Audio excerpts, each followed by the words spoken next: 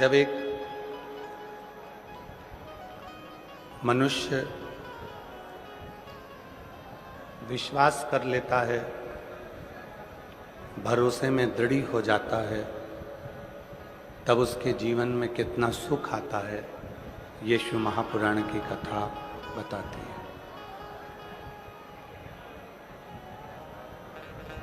शरीर पा लेना एक अलग विषय है। मानव का शरीर प्राप्त हो जाना एक अलग विषय है। पर मानव के शरीर को प्राप्त कर भगवान शिव की अविरल भक्ति को प्राप्त कर लेना ये एक कठिन विषय है। एक कठिन विषय है। जब 21,600 श्वास प्रतिदिन मानव के शरीर से निकलती है और ये 21,600 श्वास जो मानव के शरीर से निकलती है, ये प्रत्येक श्वास हमें एक प्रेरणा देती है। प्रत्येक श्वास ये हमको एक प्रेरणा देती है कि मैं आपके शरीर में प्रवेश भी कर रही हूं और निकल भी रही हूं।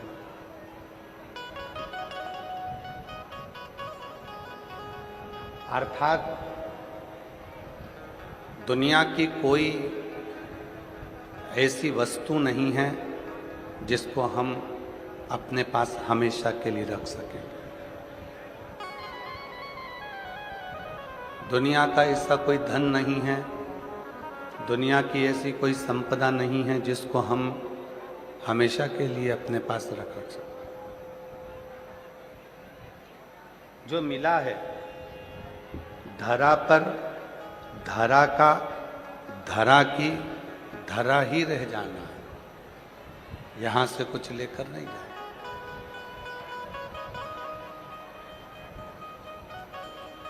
यहीं पर छोड़, पर उसके साथ में जब हमको सब संसार सागर में से लिया है और संसार सागर में ही छोड़ना है, तो उसके साथ क्यों ना भगवान की अविरल भक्ति को प्राप्त किया जाए। गुरु नानक देव जी बाले से कहते हैं, बाले हर एक में उस रब को देखो जिसमें सबका नूर है। सबके भीतर वही गुरु नानक देव जी कहते हैं कि एक ही का नूर सबके भीतर, कोई दूसरा नहीं है।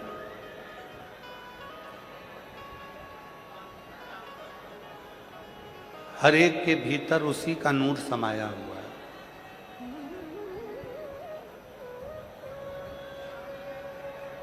तो बाले के मन में आया, क्या ये सत्य हो सकता है?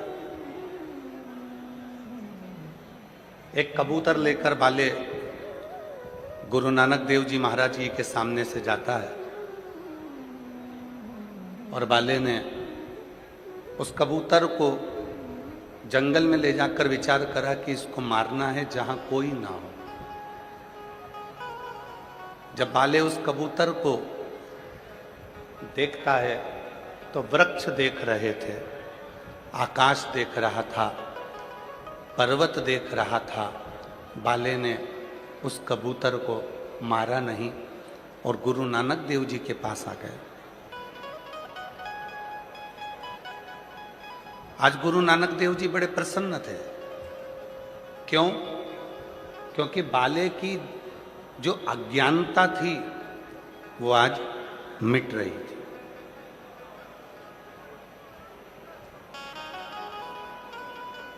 और जब जीवन में अज्ञानता मिटे तो समझ लेना कि आप जिंदगी में फतेह कर लिए।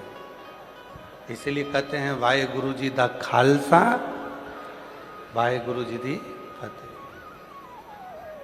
अज्ञानता मिटे तो समझो कि फतेह हो गई।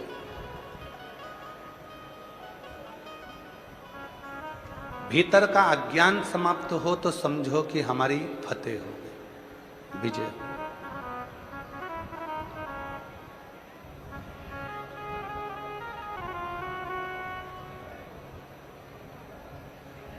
जब तक ये अज्ञानता हमारे अंदर भरी हुई है कि ये मेरा है, वो उसका है, ये मेरा है, वो उसका है, ये घर इसका है, गाड़ी इसकी है, बड़ी गाड़ी इसकी है तो छोटी गाड़ी इसकी है, वो गाड़ी इसकी है, घड़ी उसकी है, सामान उसका है, ये सामान उसका है, वो सामान उसका है। एक घर के अंदर अगर हम रह रहे हैं, एक परिवार के साथ रह रहे हैं, तो हमारे भीतर ये भाव होना चाहिए कि हम सब एक हैं, सब एक।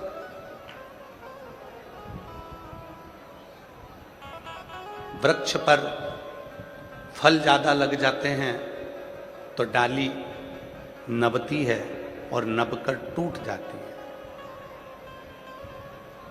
फल ज्यादा लगे पेड़ पर तो डाली टूट गई। जब धन बढ़ता है, संपदा बढ़ती है, वैभव बढ़ता है तो अहंकार भी बढ़ता है, अभिमान भी बढ़ता है।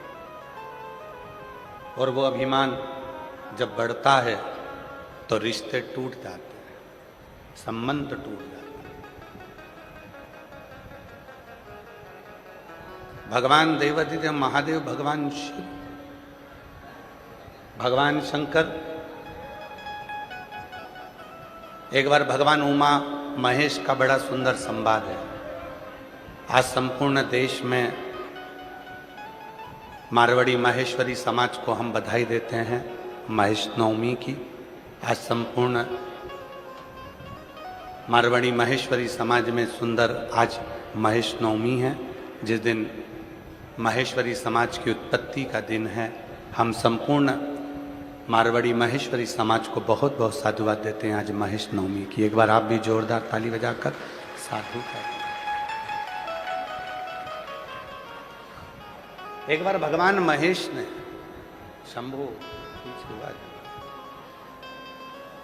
एक बार भगवान महेश ने माता उमा जी से कुछ बातें कही।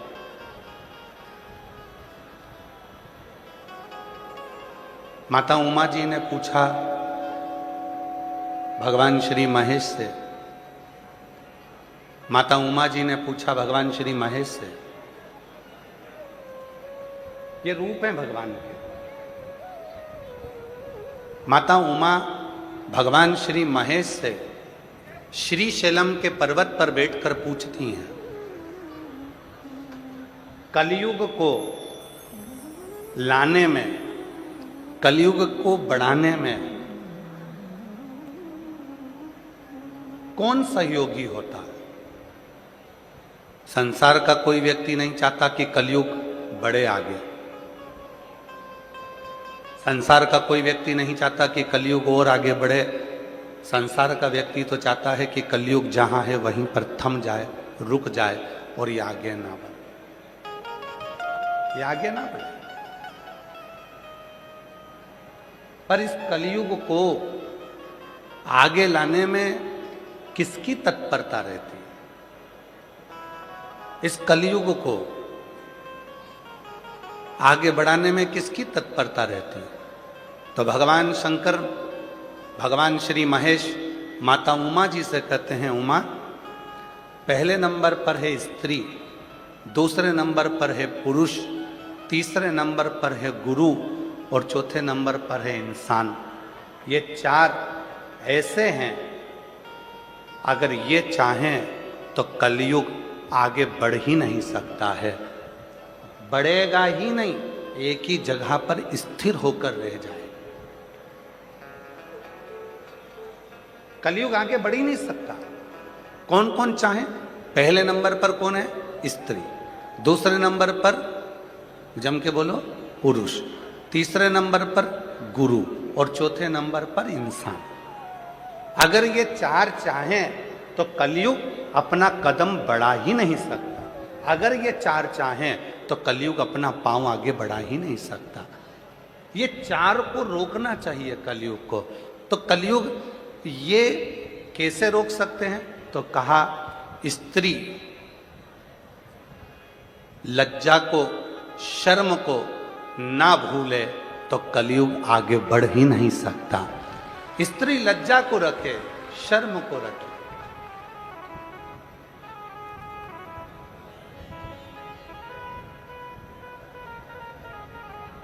पंजाब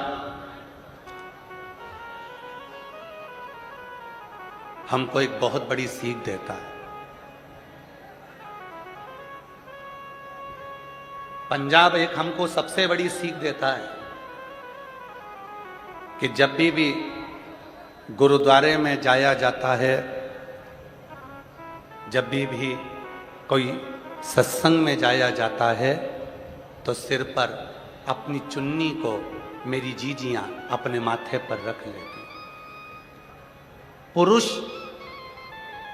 जब गुरुद्वारे में जाते हैं, सत्संग में जाते हैं, लंगर में जाते हैं, तो अपने सिर पर एक वस्त्र, एक पाग, पगड़ी, एक वस्त्र रख लेते हैं। क्या है? क्या है? और ये बात केवल एक की नहीं है।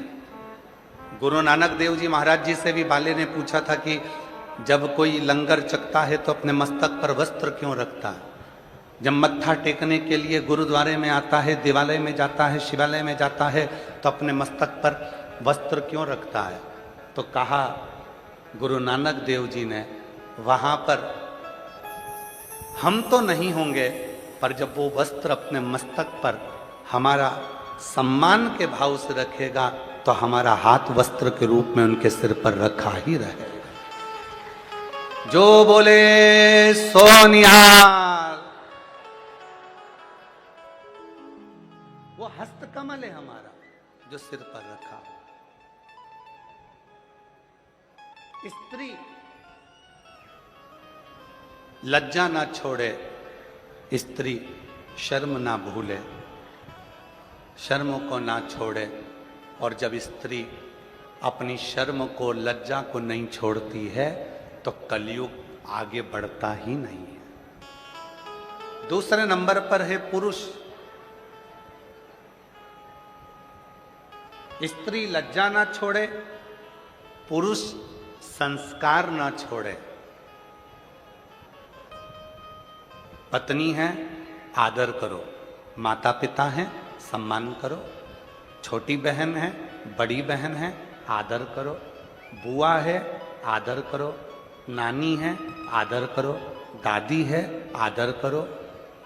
एक पुरुष जब अपने संस्कारों को पकड़ कर रखता है, संस्कारों को नहीं भूलता है, संस्कार नहीं छोड़ता है, तो कलयुग भी आगे बढ़ता ही नहीं है।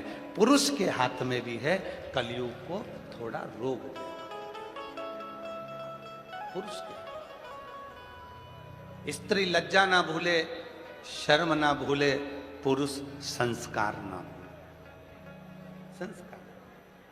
नानी का मान क्या होता है, दादी का मान क्या होता है, बुआ का मान क्या होता है, बहन का मान क्या होता है, माँ का मान क्या होता है, मामी का मान क्या होता है, मामू का मान क्या होता है, एक मामा का मान क्या होता है, सबका सम्मान क्या होता है, ये पुरुष कभी ना भूले। अपने संस्कारों में ढल कर रहे तो निश्चित है ये कलयुग आगे नहीं बढ़ता। कलयुग नहीं।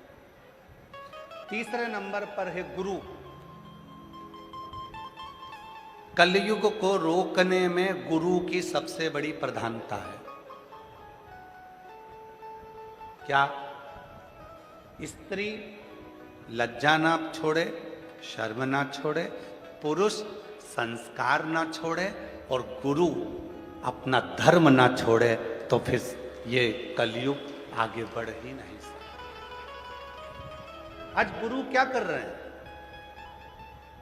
आज गुरु क्या कर रहे हैं? स्वयं को भगवान बनाने में सोशल मीडिया में इतना आगे आ गए कि खुद को भगवान कैसे बनाया जाए, बस गुरु एक ही काम कर रहे हैं, अपने आप को भगवान बनाने का प्रयास कर रहे हैं। गुरु अपना धर्म ना छोड़े, गुरु अपने धर्म से वंचित ना हो। कलयुग आगे नहीं बढ़ सकता अगर गुरु अपना धर्म ना छोड़े। आज संसार के इतने सारे गुरु हैं, रोज टीवी खोलो, रोज कहीं का ना कहीं का मिलेगा। सोशल मीडिया पे, यूट्यूब पर, इंस्टाग्राम पर, फेसबुक पर, खूब सोशल मीडिया पर लाखों लाखों करोड़ों रुपए खर्च कर दो और फेमस हो जाओ, और फेमस होकर खुद की पूजन चालू करवा दो, खुद का प्रचार जाता चालू करवा दो, खुद भगवान के रूप में पूजना चालू करवा दो। आज के गुरुओं ने स्वयं को भगवान मानना प्रारंभ कर दिया, स्वयं को। और शिव महापुराण की कथा क्या कर रही है, शिव कथा क्या कर रही है? गुरु अपना धर्म ना छोड़े। गुरु का क्या कर्तव्य है? ईश्वर को ईश्वर रहने दे, भगवान का भजन करवाए, स्मरण करवाए, कीर्तन करवाए, और स्वयं को भगवान ना माने, स्वयं को भगवान की तरह पूजन ना कराए। ये गुरु का सबसे बड़ा धर्म और कर्म है। स्वयं ईश्वर नहीं है।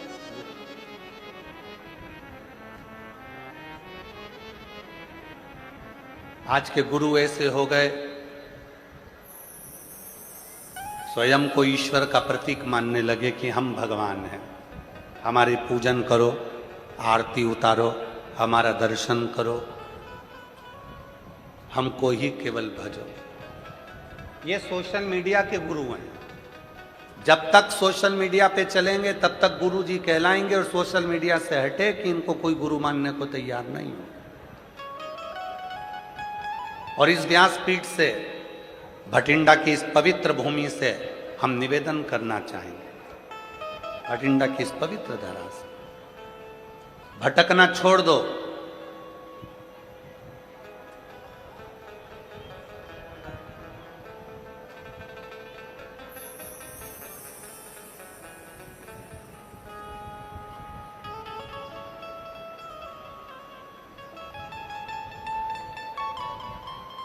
कहीं नहीं भटकना, भटकना छोड़ो। कोई कहे कि ये गुरु, कोई कहे वो गुरु, कहीं नहीं भटकना। अपन को तो केवल जिसकी वाणी हमारे हृदय को छू जाए और जिसकी वाणी से हमें शिव मिल जाए, बस वही गुरु है। बाकी के हमें कहीं जाने की, भटकने की जरूरत नहीं।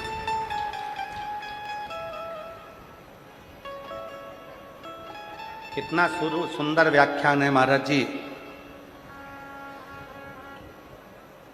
सिख धर्म के अंतर्गत कोई यहां वहां ना भटके, इसलिए कह दिया गया कि गुरु ग्रंथ साहिब ही गुरु हैं। ग्रंथ को गुरु बना लिया, गुरु वाणी को गुरु बना लिया कि भटकना नहीं है हमको, हमको यहां वहां जाना नहीं, हमको डोलना नहीं है। पहले नंबर पर स्त्री कलयुग को रोक सकती है अगर वो अपनी लज्जा और शर्म को ना भूले। दूसरे नंबर पर पुरुष अगर वो अपने संस्कारों को ना भूले तो कलयुग को रोक सकता है। और तीसरे नंबर पर गुरु जो अपने आप को ईश्वर ना माने, ईश्वर को ईश्वर रहने दे और वो अपने धर्म को ना छोड़े, तो समझ लेना कि वो कलयुग को रोक सकता है। और चौथे नंबर पर है इंसान। इंसान अपनी इंसानियत ना छोड़े तो समझ लेना कि कलयुग आगे बढ़ने से रुक सकता है। आज इंसान इंसानियत नहीं करता, आज इंसान इंसानियत से दूर हो गया। घर के अंदर मम्मी का सिर दुख रहा है और एक बार जाकर नहीं पूछा कि मम्मा तुम्हारी तबीयत कैसी है। घर के अंदर पत्नी को तकलीफ हो रही है और एक दिन भी जाकर नहीं पूछा कि धर्म पत्नी से कि तेरे को तकलीफ क्या है,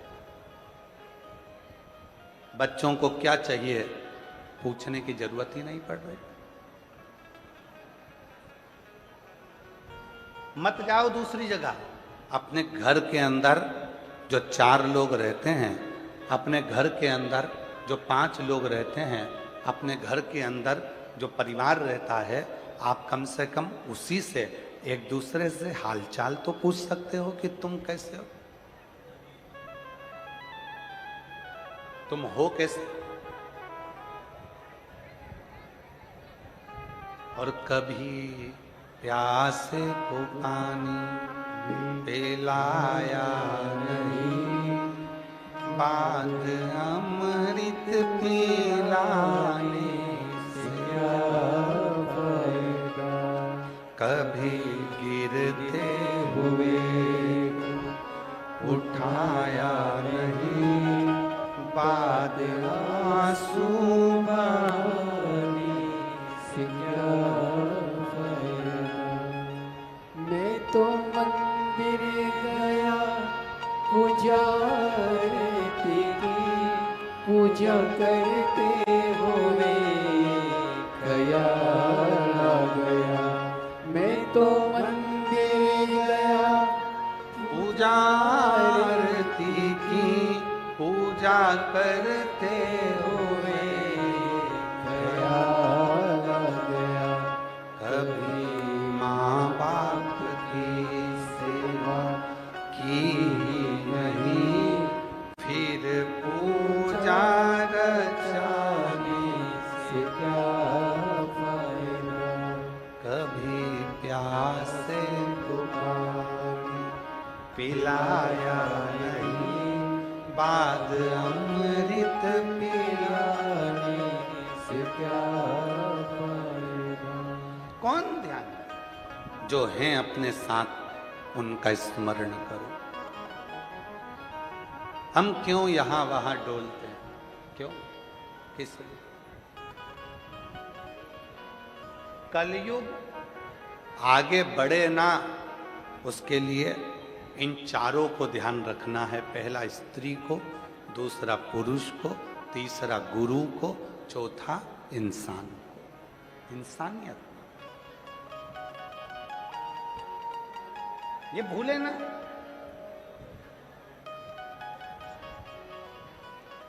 चश्मा कथा में रह गया ना, कोई बात नहीं।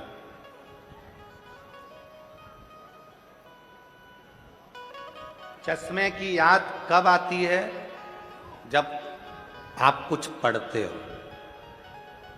बोलो बोलो, सही है कि गलत है, जम के बोलो जरा। चश्मे की याद कब आती है, जब आप, जम के बोलो, जब आप कुछ पढ़ते हो। तुम्हारे दांत पूरे निकल गए और एक डब्बी में दांत रखे थे, कहीं खो गए। 32वीं की याद कब आती है, जब कुछ, जम के बोलो, खाते हो। चश्मे की याद जब आती है जब कुछ पढ़ना होता है। 32वीं की याद जब आती है जब कुछ खाना होता है। और शिव पुराण की याद तब आती है जब व्यक्ति कहीं संकट में घिर जाता है, तब सीहोर वाले बाबा के उपाय को ढूंढना प्रारंभ करता है। शिव की। और मेरा भोलेनाथ आता है, अंत समय प्रभु आना पड़ेगा, वचन दिया तो निभाना पड़ेगा। अंत समय प्रभु आना पड़ेगा, वचन दिया तो निभाना पड़ेगा। आए ना आए प्रभु कुटुंब कबीरा, अंत समय प्रभु आना पड़ेगा, वचन दिया तो निभाना पड़ेगा। चश्मे की याद आई पढ़ते समय, चश्मा कहीं खो गया, कोई बात नहीं। 32वीं दांत कहीं खो गए कोई बात नहीं, पर यदि गाड़ी की चाबी, घर की चाबी कहीं खो गई तो क्या करोगे? घर जाकर खड़े रहोगे, फोन लगाओगे, बुलाओगे चाबी वाले को ताला खोलने के लिए? चश्मा खोया चलेगा, बत्ती सी खो गई चलेगी, पर चाबी खो गई नहीं चलेगी। एक प्रसंग है ना, भारत के 10 लोग मिलके अमेरिका घूमने गए, और भारत के 10 लोग घूमने अमेरिका गए। वहां जाकर उन्होंने एक होटल का रूम लिया, और वो होटल का रूम नीचे नहीं मिला, 100 मंजिल ऊपर मिला। एक व्यक्ति ने कहा, क्यों मैनेजर साहब इतनी ऊपर कमरा दे रहे हो, उसकी जगह नीचे का दे दो। नहीं नहीं, 100 मंजिल ऊपर है, चाहिए? ठीक है, जाना आना लिफ्ट लगी है, चले जाना, ठीक है। 100 मंजिल ऊपर कमरा ले लिया। वो भारत के गए हुए 10 लोग घूमने फिरने जाने लगे, आने लगे, लिफ्ट का बटन दबाते, चले जाते, आ जाते, बस यही चलता रहा। एक दिन वो शॉपिंग मॉल से शॉपिंग कर कर आए, अपने होटल के रूम के लिए आए, नीचे खड़े होकर उन्होंने लिफ्ट की बटन दबाई, पर लिफ्ट नहीं चल रही थी। मैनेजर ने कहा, आज लाइट नहीं है। लाइट नहीं है, फिर 100 मंजिल ऊपर कैसे जाएंगे? तो मैनेजर ने कहा कि यह सीढ़ियां बनी हुई है, सीढ़ियों से चढ़ जाओ। अब वो 10 लोगों ने विचार करा, 100 मंजिल ऊपर सीढ़ियों से चढ़ेंगे कैसे? तो इतने में उस मैनेजर से कहा कि हमको नीचे का कोई कमरा खोल दो, हम जरा आराम कर लेंगे और वो हम बाद में चले जाएंगे। नहीं नहीं, उसका चार्ज अलग लग जाएगा, तुम्हें ऊपर जाना। अब 10 व्यक्ति ने विचार करा, चढ़ेंगे ऐसे, तो क्या चले जाएंगे। एक काम करो, अपनी अपनी कोई बात निकाल दो, अपनी अपनी दुख भरी कथा कहना चालू करो, अब भी पहुंच जाएंगे। पहले ने अपनी दुख भरी कथा कही, 10 मंजिल ऊपर पहुंच गए। दूसरे ने अपनी दुख भरी कथा कही, 20 मंजिल ऊपर पहुंच गए। तीसरे ने अपनी दुख भरी कथा कहना चालू करी, 30 मंजिल ऊपर पहुंच गए। 5वें ने कही 50 मंजिल, 6ठे ने कही 60 मंजिल, 8वें ने कही 80 मंजिल ऊपर पहुंच गए। 90 व्यक्ति ने कथा कही, 90 मंजिल ऊपर पहुंच गए। अब 10वें व्यक्ति से कहा, तू अपनी दुख भरी कथा कह। उसने कहा, मैं अपनी दुख भरी कथा कहूंगा तो तुम सब रो पड़ोगे। तो तेरी दुख भरी कथा है ऐसी क्या? तो कहा, मेरी दुख भरी कथा केवल इतनी है कि कमरे की चाबी नीचे रह गई है।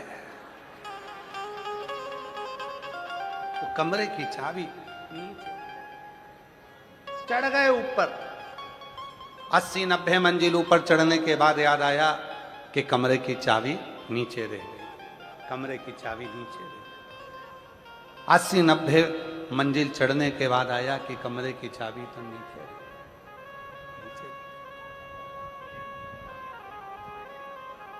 बस यही शिव पुराण कहती है, बहुत उन्नति की सीढ़ी पर चढ़ो, धन वैभव कुर्सी पद प्रतिष्ठा सत्ता सब कुछ आपको मिले, पर याद रखना शिव पुराण रूपी चाबी नीचे मत भूल जाना। शिव पुराण की चाबी यदि तुम्हारे पास है तो दुनिया का सारा खजाना तुम्हारे पास है, सब कुछ।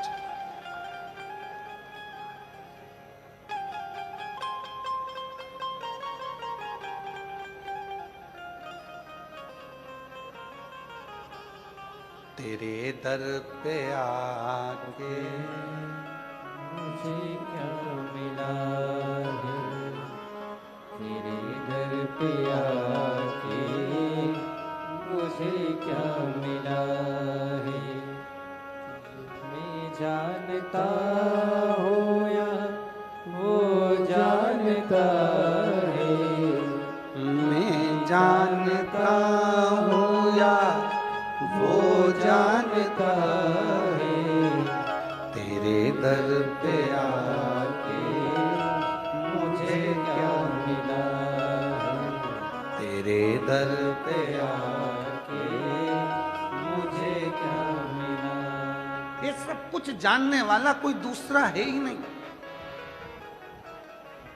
चश्मा भूल जाएगा चलेगा,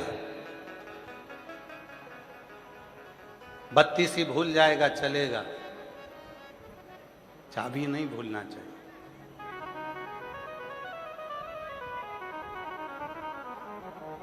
बिल्कुल मत भूलो शिव का नाम, भगवान शंकर का स्मरण,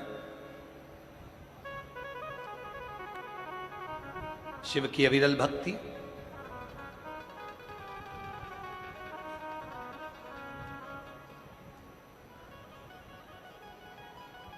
एक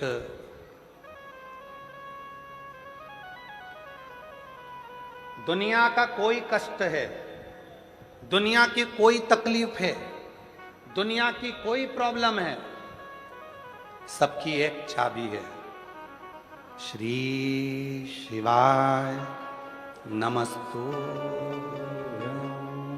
श्री शिवाय नमस्तु, श्री शिवाय नमस्तु। दुनिया की एक चाबी है, उस शिव का नाम।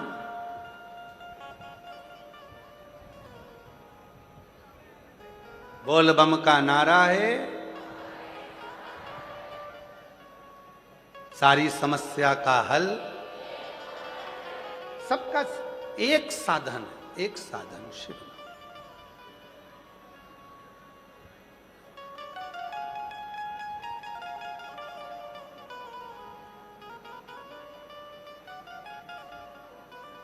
आज एक प्रसंग स्मरण में आ रहा है। एक हमारे साथ में पढ़ने वाला एक प्रवीण गोस्वामी जी,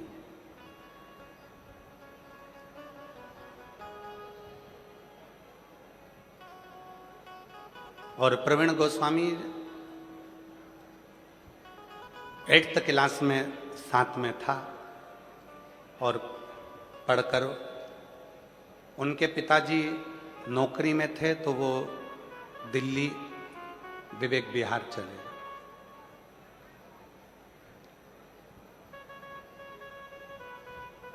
और दिल्ली विवेक विहार में वो रहने लगे, और वो प्रवीण भी कार्य में लग गया। क्या काम करता था बहुत पहले का स्मरण था, तो ध्यान नहीं था कि वो कहाँ हैं। ऐसे कई मित्र हैं, कहीं कहीं कहीं कहीं।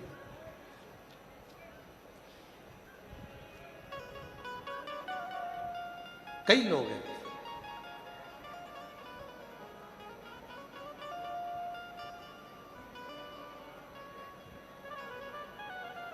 तेरे दर पे आके मुझे क्या मिला है, तेरे दर पे आके मुझे क्या मिला है, ये मैं जानता हूँ या तू जानता है, ये मैं जानता हूँ या तू जानता है, तेरे दर पे आके मुझे क्या मिला है, तेरे दर पे आके मुझे क्या मिला है।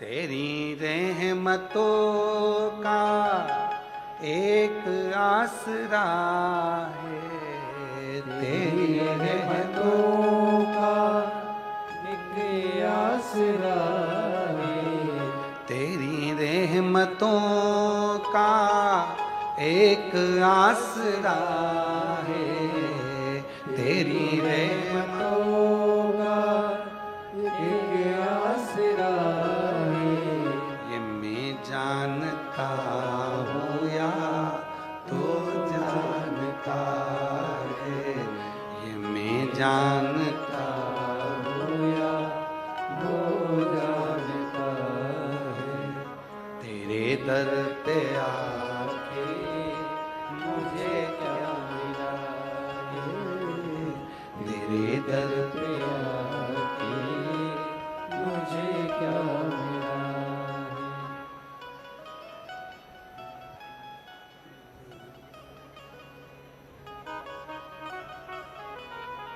क्या मिला, ये बोल। तो वो दिल्ली चले गए, दिल्ली में विवेक विहार में वो रहने लगा। अब समय निकलते निकलते निकलते निकलते ऐसे कई साल निकल गए और मिलना नहीं हुआ। अब कक्षा 8वीं का स्मरण, और अब सालों हो गए, सालों निकल गए। कोरोना काल में उसका खूब अच्छा काम था, कोई फैक्ट्री मैक्ट्री आदि का आदि बहुत अच्छा काम काज था। और हमको मालूम नहीं था कि कोई फैक्ट्री मैक्ट्री और आदि का आदि काम इसका ट्रांसपोर्ट वगैरह का है। और वो 2,84,00,000 रुपए के कर्जे में वो आ गए। और हमसे तो कभी मिला नहीं, 8th क्लास के बाद में कभी उसका और हमारा मिलना हुआ नहीं, कभी नहीं मिले। कोरोना काल आया, व्यापार नीचे गया, पूरे कोरोना में वो कर्जे में हो गया। कर्जे में होने के बाद उसकी धर्म पत्नी भी बच्चों को लेकर मायके चली गई। 4 भाई थे, चारों भाइयों ने हाथ ऊंचा कर दिया, तूने कर्जा करा, तेरा पैसा गया। और भाइयों ने भी साथ छोड़ दिया। उसने कहीं टीवी पर कथा देखी और वो पहचान गया कि ये सीहोर वाला प्रदीप मिश्रा है, जो हमारे साथ 8th क्लास में पढ़ता था। नंबर निकाला, सीहोर ऑफिस फोन करा, ऑफिस से नंबर लिया, बात हुई आशीष के मोबाइल से। तो कहा मैं प्रवीण बोल रहा हूं। हमने कहा प्रवीण कौन?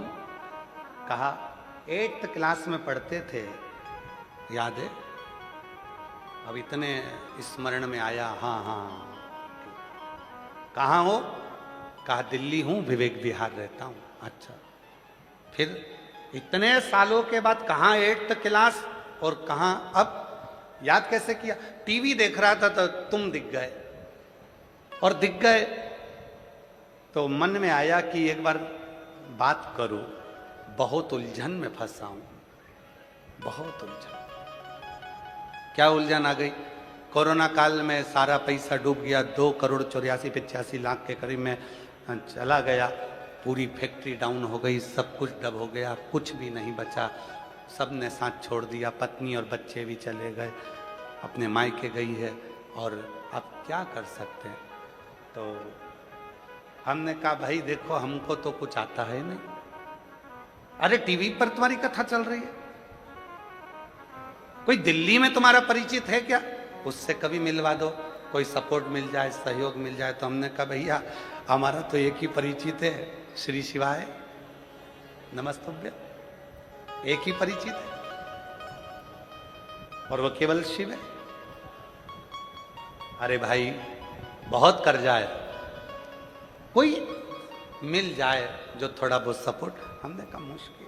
एक है वो कर्जा नहीं देता, खुद कर्जे में रहता है, और उसका नाम महादेव है, शिव है, शंकर है, ओघड़दानी। चलो ठीक है, मेरा पैसा वापस कैसे आएगा? हमने कहा देखो पहले समय अच्छा चल रहा था ना, हाँ पत्नी भी थी, हाँ बच्चे भी थे, हाँ परिवार भी था, हाँ भाई भी साथ में थे, हाँ समय अच्छा चल रहा था, काल अच्छा चल रहा था। अब तेरा काल, तेरा समय बेकार हो गया तो घबराना नहीं। घड़ी बनाने वाला, समय बनाने वाला, काल बनाने वाला उस महाकाल को याद करना प्रारंभ कर दे। और जिस दिन तू महाकाल को याद करना प्रारंभ करेगा उस दिन तेरा काल सुधरना प्रारंभ हो जाएगा और तेरी जिंदगी वापिस वैसी की वैसी हो जाएगी। उसने कहा क्या करना पड़ेगा? हमने कहा प्रदोष का समय हो, प्रदोष का समय। तो उसने कहा प्रदोष का समय कब होता है? तो हमने कहा शाम का समय, सूर्य डूब रहा हो, उस समय पर चंद्र अपनी जगह पर आ रहा हो और प्रदोष का जो समय होता है, दोनों के मिलन का जो समय होता है, उस समय पर बस एक लोटा जल सामने भरकर तैयार रख और आवाज लगा, काल हर, कष्ट हर, दुख हर, दारिद्र हर, खुशी की लहर कर, नमः पार्वते पते हर। बस बोलना प्रारंभ कर, काल हर, कष्ट हर, दुख हर, खुशी की लहर कर। उसने कहा इसके बोलने से कष्ट कट जाएगा। हमने कहा प्रदोष काल में जब घड़ी बनाने वाले को याद करोगे, काल अधिपति को याद करोगे और चिल्लाकर जब उससे पुकार करोगे, बच्चा रोता है तो माँ गोदी में लेकर दूध पिलाती है, छोटा बच्चा जिद करता है तो पापा फिरकी भी दिला देते हैं, छोटा बच्चा रोता है तो दादी फिंगर बनाकर रोटी का गुट्टा दे देती है। और तू अगर दिल से पुकारेगा, काल हर, कष्ट हर, दुख हर, दारिद्र हर, खुशी की लहर कर, नमः पार्वते पते हर। जब तू बोलना प्रारंभ करेगा, तेरा कष्ट भी हरेगा, काल भी हरेगा, दुख भी हरेगा, दारिद्र भी हरेगा और खुशी की लहर करेगा। उसने नियम बना लिया, शाम के समय पर चिल्लाता, शिव जी को आवाज लगाता, शिव जी को। आप कभी विवेक विहार जाएं कॉलोनी में, तो वहां पर वो गली नंबर मेरे स्मरण में नहीं, वहां जाकर पूछेंगे कि भाई शाम को प्रदोष काल में कोई चिल्लाता है क्या? कहाँ एक आवाज आती है इसकी छत पे से, काल हर, कष्ट हर, दुख हर, वहां से आवाज आती है। कर्जे में हो गया था, अब वापिस 3-3 फैक्ट्री का मालिक हो गया, क्योंकि काल चक्र घूम गया, वापिस काल चक्र।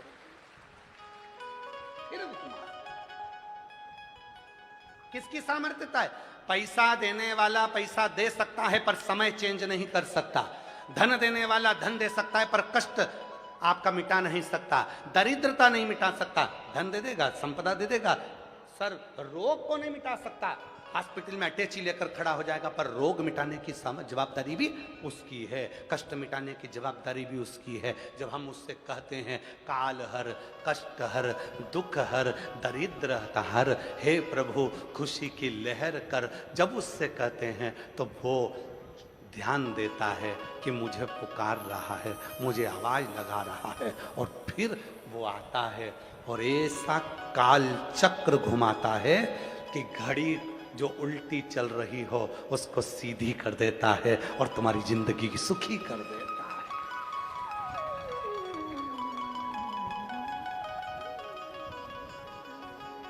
सुखी कर। कब याद किया उसने? कक्षा 8वीं में पढ़ता था और टीवी पर देखा कोरोना काल में, तब याद आई कि हाँ प्रदीप जी है, बात करते हैं उनसे। क्यों लगाया? कोई दिल्ली में उनका परिचित होगा, ए भैया हमारे दो ही रिश्ते, हमारे दो ही रिश्ते, एक हमारे भोले बाबा, एक हमारे भोले बाबा, और दूजी गोरा रानी सरकार, हमारे दो ही रिश्ते, हमारे दो ही रिश्ते। धन वालों के ढेरों साथी हो सकते हैं।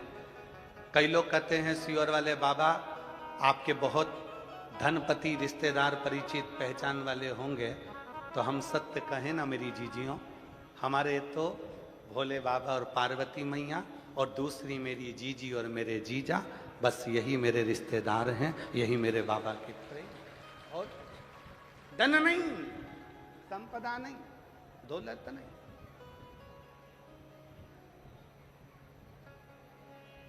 कोई कहे कि सियोर वाले बाबा के पास जाएंगे, पत्रिका दिखाएंगे, हाथ दिखाएंगे तो हमारा दुख काट देंगे। ना ना ना, सीवर वाले बाबा को कुछ नहीं आता, उसका दुख तो खुद भोलेनाथ काट रहा। तकलीफ है, कष्ट है, दुख है, परेशानी है, पुकारो उसको, पुकारो।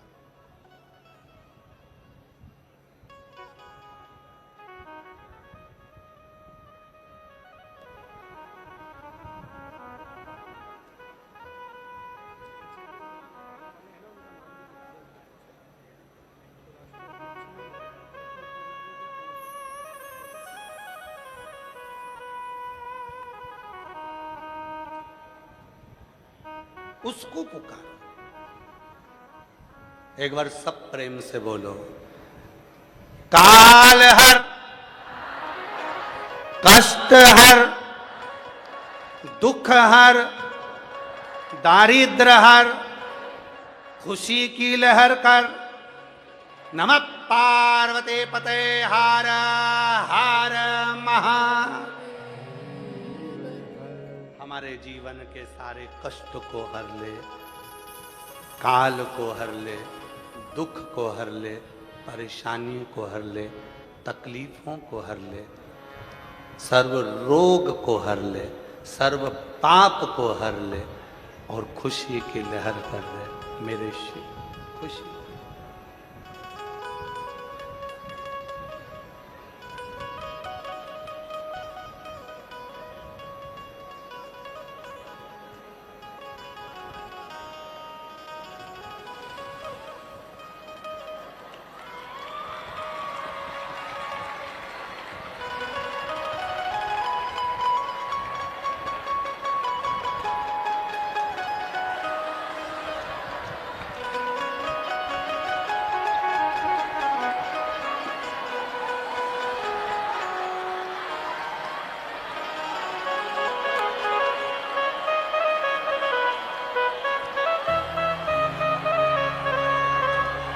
पर्वत से भोले बाबा नीचे उतर आओ। पर्वत से भोले बाबा नीचे उतर आओ। ओ पर्वत से भोले बाबा नीचे उतर आओ। छेड़ना नहीं है, इसको नहीं छोड़ना।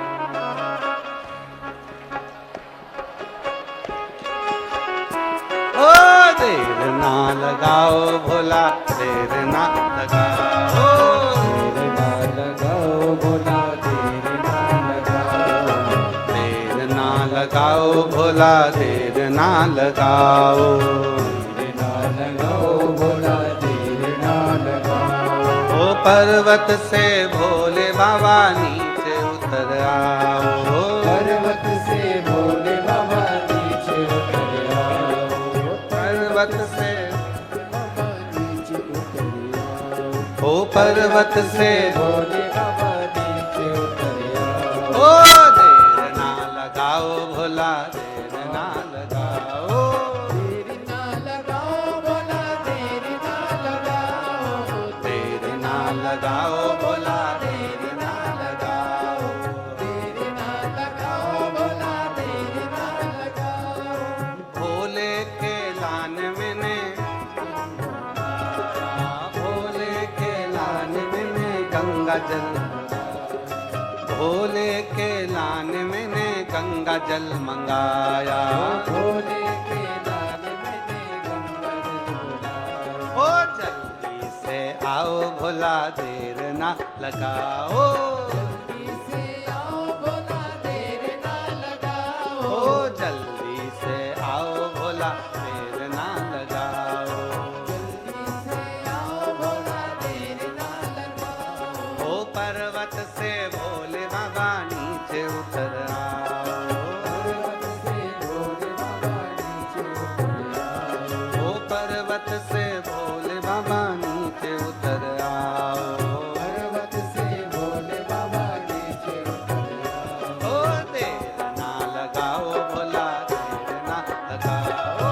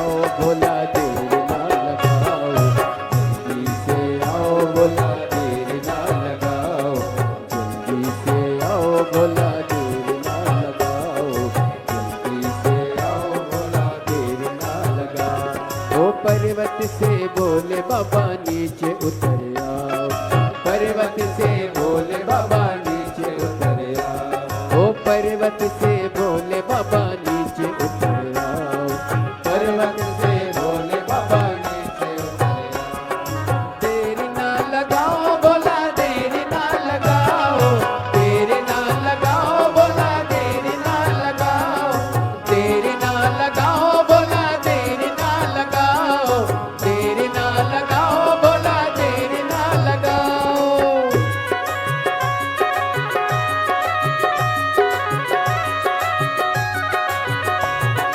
शंभो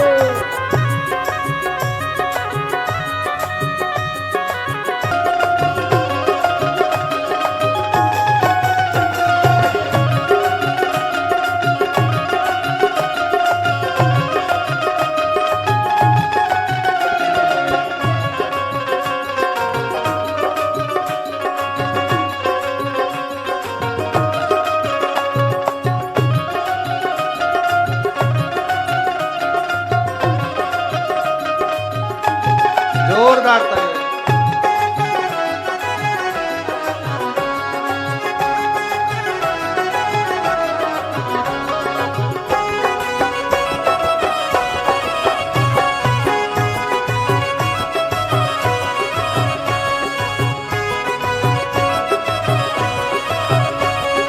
भोले के लाने मैंने सेजवा बिछाया, भोले के लाने मैंने सेजवा बिछाया, भोले के लाने मैंने सेजवा बिछाया, भोले के लाने मैंने सेजवा बिछाया।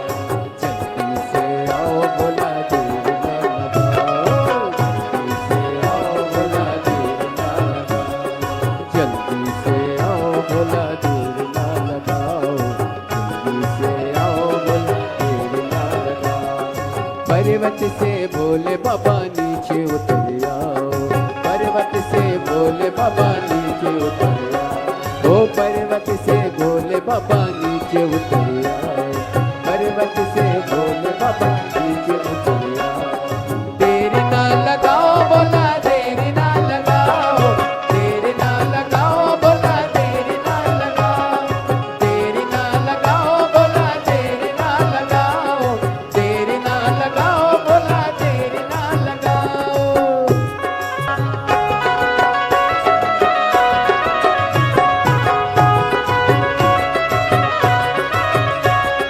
भोले के लाने मैंने चूरमा मंगाया, ओ भोले के लाल मैंने चूरमा मंगाया, भोले के लाने मैंने सेजवा बिछाया। ओ भोले के लाल मैंने सेजवा बिछाया। ओ जल्दी से आओ बाबा देर ना लगाओ, जल्दी से आओ बोला देरी ना लगाओ, ओ जल्दी से आओ भोला देर ना लगाओ।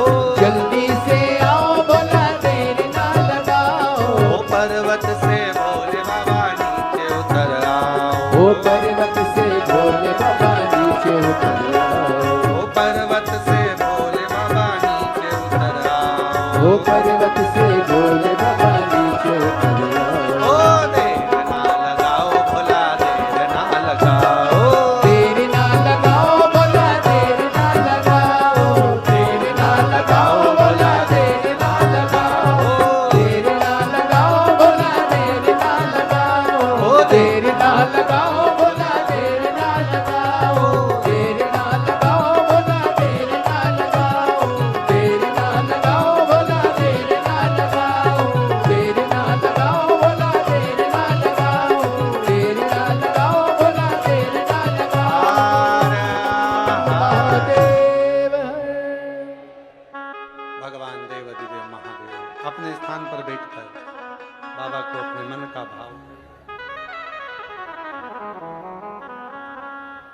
दिल से प्रार्थना करिए, विनय करिए, निवेदन करो, बाबा को अपने मन का भाव करो।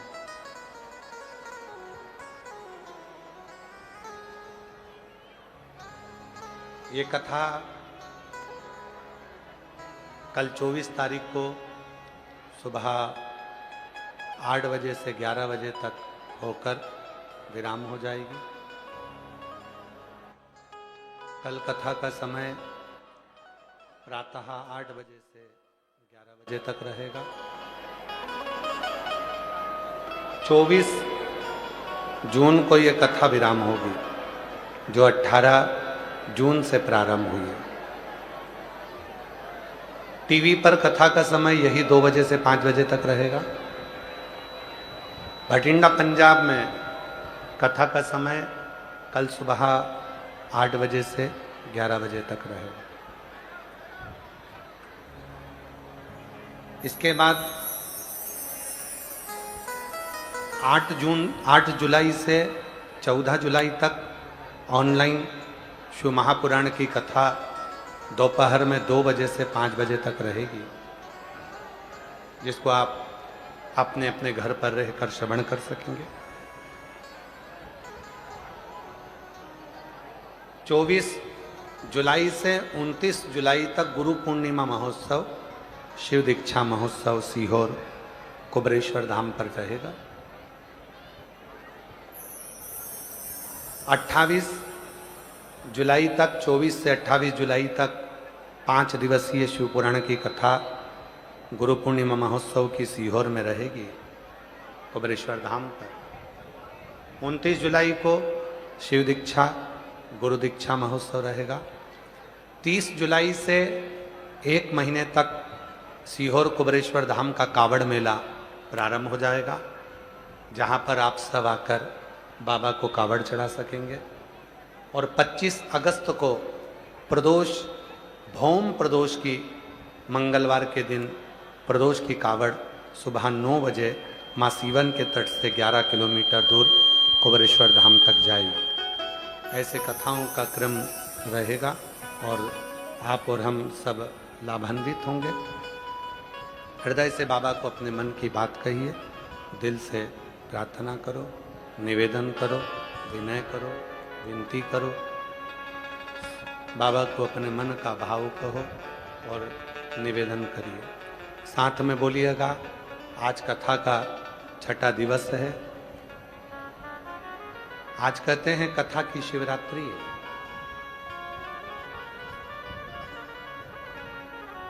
बाबा को अपने मन का भाव कहिए, प्रार्थना करिए।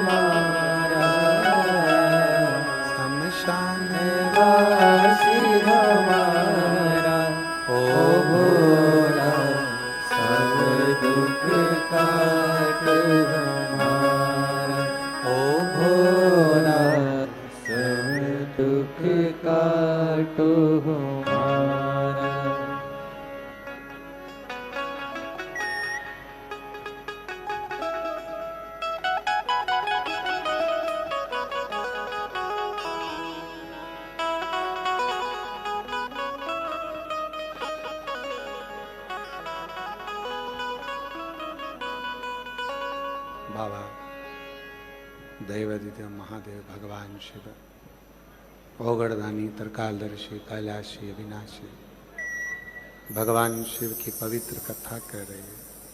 शिव महापुराण की कथा वर्णन कर रहे हैं, शिव तत्व कह रहे हैं, भगवान शंकर की पवित्र कथा कर रहे हैं।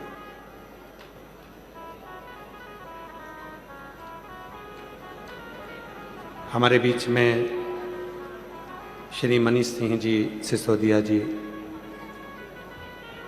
मनीष सिसोदिया जी हमारे बीच में आए हैं, पूर्व उप मुख्यमंत्री दिल्ली एवं अब पंजाब प्रभारी हैं। एक बार पुनः जोरदार ताली बजाकर उनके लिए साधुता, जोरदार ताली की गर्जना के साथ में पुनः साधुवाद। शिव जी की पवित्र कथा में आपका आगमन हुआ, उसके लिए साधुता आपको। शिव कथा कर रही है, भगवान उमा महेश का सुंदर चरित्र कर रहा। 4 ऐसे हैं जो कलियुग को आगे बढ़ने से रोक सकते। पहले नंबर पर स्त्री अपनी लज्जा, अपनी शर्म का जब वो स्मरण रखती है, छोड़ती नहीं है, तो वो कलियुग को रोक सकती है। दूसरे नंबर पर पुरुष यदि संस्कार को नहीं छोड़ते तो वो कलियुग को आगे बढ़ने से रोक देते। तीसरे नंबर पर है गुरु। गुरु जो अपना धर्म और अपना कर्म ना छोड़े, स्वयं को भगवान घोषित ना करे, ईश्वर को ईश्वर रहने दे। अभी कथा में कहा आज के जमाने में सबसे बड़ी अगर परेशानी है तो एक ही है कि आज के जमाने में जो जितने गुरु हैं सोशल मीडिया पर स्वयं को ईश्वर बनाने में लगे हैं।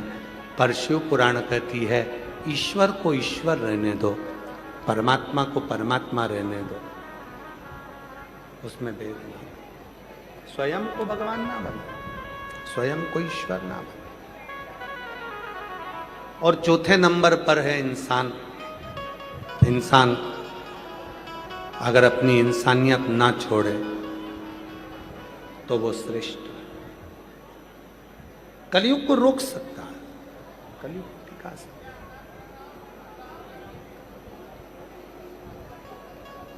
हम जब अपने कर्म से वंचित हो जाते हैं तब हम कहीं ना कहीं भटक जाते हैं।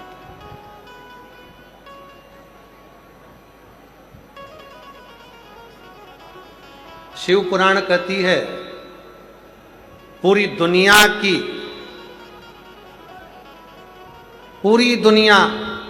जीतने की ताकत होती है संस्कार।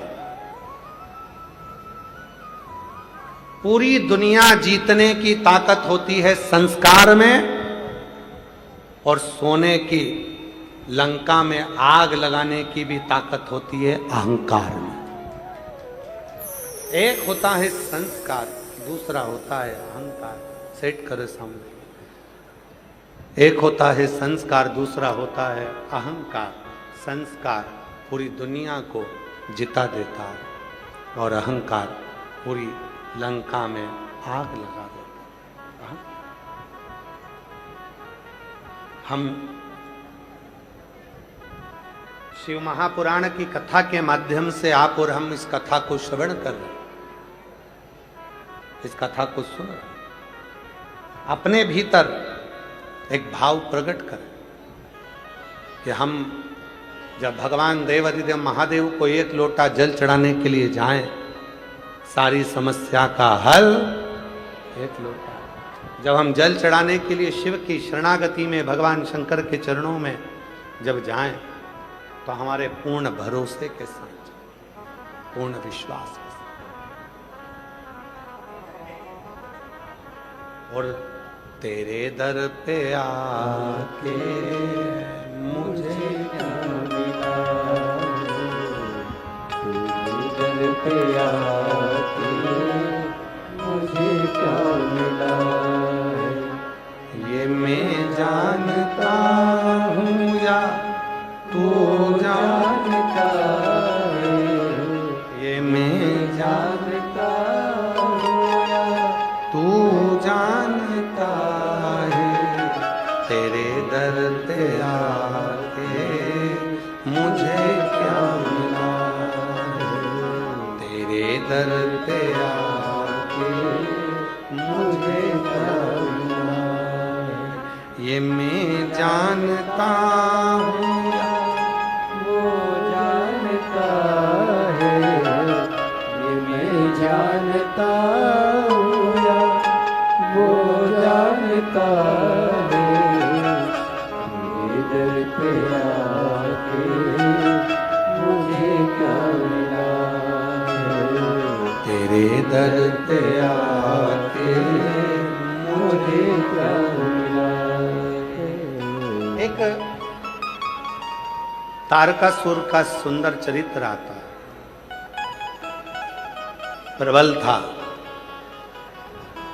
पर शिव का भक्त था। जो शिव का भक्त होता है वो शिव का सुख चाहता है। और हम क्या करते हैं, भगवान को सुख देना प्रारंभ करते हैं तो अपने आप अपने पास सुख का अनुभव होने लगता है। एक बड़ी सुंदर सा प्रसंग है। किसी प्यासे को अगर पानी पिलाया गया है, किसी भूखे को अगर भोजन कराया गया है, तो वो पानी और वो भोजन जंगल में भी अगर आप भूखे हो तो मेरा महादेव आपके पास लाकर जरूर देता है, ये निश्चित है।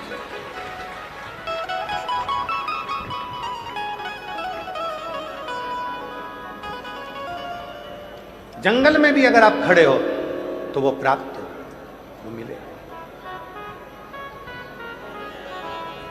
शिव चरणारविंद का जो सुख है, भूखे को भोजन, प्यासे को पानी, जय बाबा बर्फा। हम अगर किसी को दिए हैं तो उसका हमको प्राप्त हो, उसका मिले।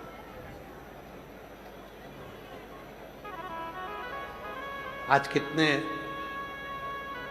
शिव भक्त यहाँ आए हुए हैं, पूरे पंडालों भरे हैं।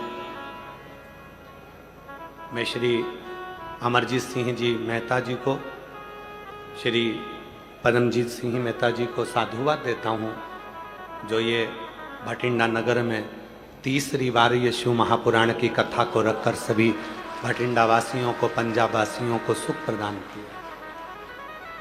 सुख तो ये मिला। एक माता ने तो और ना जाने क्या लिख दिया, देखो जरा, देखो जरा। हो मेहता जी, पत्र पढ़िएगा जी। आपके भटिंडा की माताएं कितनी जोरदार जोरदार लिखती हैं, जरा पढ़िएगा। मेरा नाम डिम्पल गुप्ता है, मैं भटिंडा की निवासी हूं। कहाँ बैठी हैं डिम्पल जी? बहुत बड़ा पत्र है आपका, कहीं बैठी हो तो हाथ हिलाइएगा। और पत्र को जरा भटिंडा वाले सब पढ़ो मेहता जी के साथ में। मेरा नाम डिम्पल गुप्ता है, मैं भटिंडा की निवासी हूँ। सबसे पहले मैं मेहता जी को धन्यवाद करती हूँ, जिनकी वजह से हमें तीसरी बार शिव पुराण की कथा सुनने का अवसर मिला। फिर मैं पुलिस प्रशासन का धन्यवाद करती हूँ कि इतनी भीड़ होने के बाद भी सब कुछ नियंत्रण से भटिंडा पुलिस प्रशासन ने संभाल कर रखा। एक बार उनके लिए भी जोरदार ताली बजाएं। गुरुजी, अब पत्र देखिएगा जरा।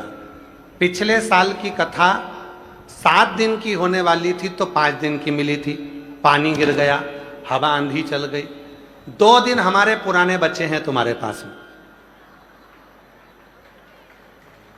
अरे ताली मत बजाओ, तुम्हारे ताली के चक्कर में गड़बड़ हो जाता है। मेहता जी, तो आपके पिछले बार के 5 दिन की कथा हुई थी, 2 दिन बच गए। तेरा क्या होगा कालिया? अब वो जो 2 दिन बच गए हैं, तो कायदा तो बोलता है कि हमारे यहाँ 7 दिन की कथा की जगह 9 दिन होना चाहिए, 2 दिन बढ़ाना चाहिए तुमको। फिर भी अगर आप 2 दिन नहीं बढ़ाते हो तो वादा कर जाओ मेहता जी से कि फिर बुलाए।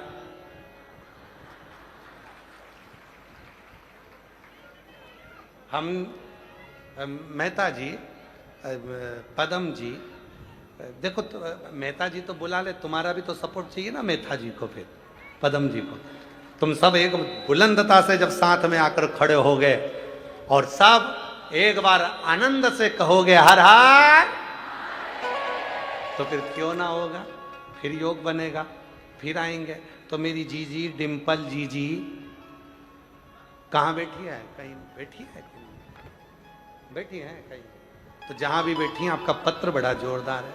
और नीचे आपने एक लाइन और लिख दी, खाली ना जाता कोई दर से तुम्हारे, खाली ना जाता कोई दर से तुम्हारे, मैं भी खड़ी हूँ